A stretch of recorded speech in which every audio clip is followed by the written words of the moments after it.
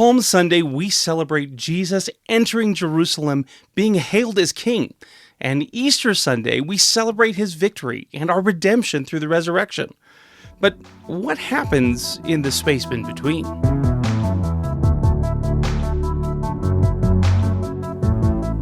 Hi, I'm Pastor Zach, and you're watching the Midweek Moment from First Evangelical Free Church right here in Colorado Springs, Colorado. Last week was Palm Sunday. On that day, 2,000 years ago, the people of Jerusalem came out to meet him like he was a Roman conqueror returning to his city. They were looking for a conqueror, in fact, to deliver them from the oppression of Rome. But Jesus didn't come to give them freedom from Rome, but freedom from the bondage of sin. Romans 6, verses 6 and 7 says, "For that we know that our old self was crucified with him, so that the body ruled by sin might be rendered powerless, so that we may no longer be enslaved to sin, since a person who has died is freed from sin." And Jesus told us in John chapter 8 that truly I tell you, everyone who commits sin is a slave to sin. A slave does not remain in the household forever, but a son does remain forever. So if the Son sets you free, you really will be free. Pastor Rob reminded us that we can rejoice on Palm Sunday in the coming of Jesus because of the love of Jesus, the sacrifice of Jesus, and the reign of Jesus. And you can see that entire message on our YouTube channel. You can even follow the link that's in the description below. The week between Palm Sunday, when Jesus triumphantly enters Jerusalem to shouts of Hosanna, and Easter Sunday, where we celebrate Jesus' resurrection, is often referred to as Holy Week. Many churches will have services on Maundy, Thursday, Good Friday, or even Holy Saturday. For instance, we will have a service on Maundy, Thursday at 7 p.m., and you should definitely come. The question I want you to think about today is not about what we may be doing between these two Sundays, but what Jesus did. Even before Jesus and his disciples entered the city, Jesus was working to prepare his followers so that they would understand what was about to happen. A few weeks before Palm Sunday, Jesus had done an incredible miracle. He had raised Lazarus from the dead. The Jewish religious leaders felt so threatened by this that they were plotting to kill not only Jesus, but Lazarus, because people were believing in Jesus when they heard about what happened to Lazarus. In Matthew 20, Jesus tells his disciples, not for the first and not the last time, that he was going to Jerusalem where he would die and rise again.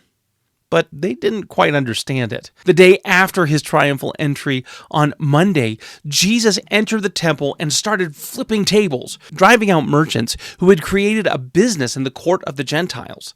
This is one of my favorite stories during the week, not because I like the image of Jesus flipping tables per se, but because the place they had set things up was the place where the Gentiles were supposed to be able to come and learn about who God was. The Jews had so completely missed the point that they had taken the access point for the world to know God and had turned it into a place of commerce, something we should all be wary of even today. On Tuesday and Wednesday, Jesus continued to teach those who would follow him, including the longest single teaching that we have from Jesus about his second coming as he taught on the Mount of Olives.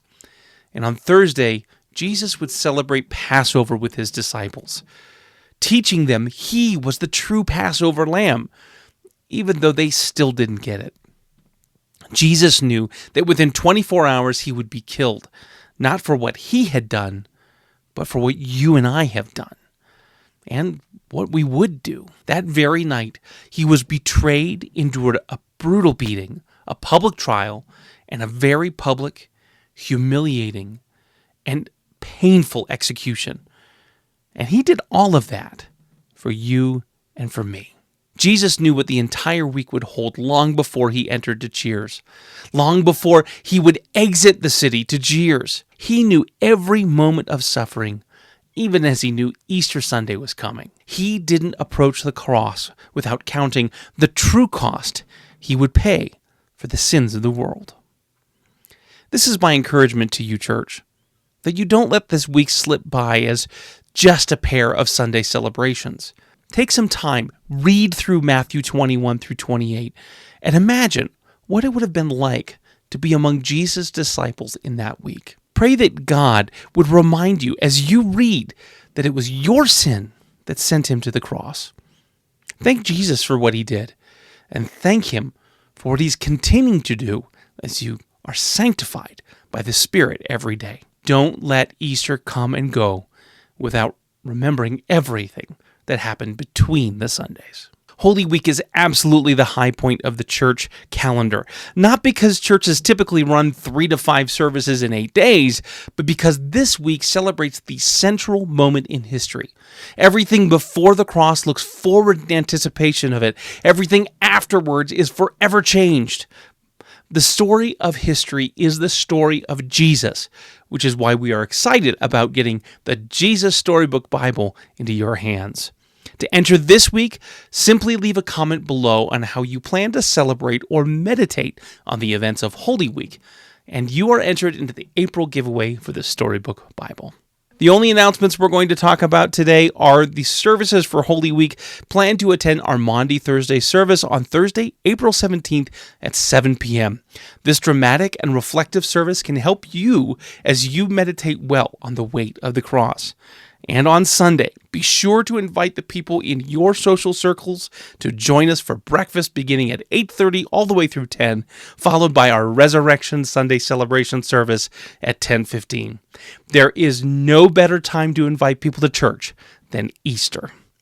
That's your midweek moment for this week. Hopefully it's been helpful. If it has been, go ahead and like, subscribe, and if you haven't already done so, and let other people know. Share this video if there's something that might be helpful for one of your friends or family. Thanks for watching, and we'll see you next week.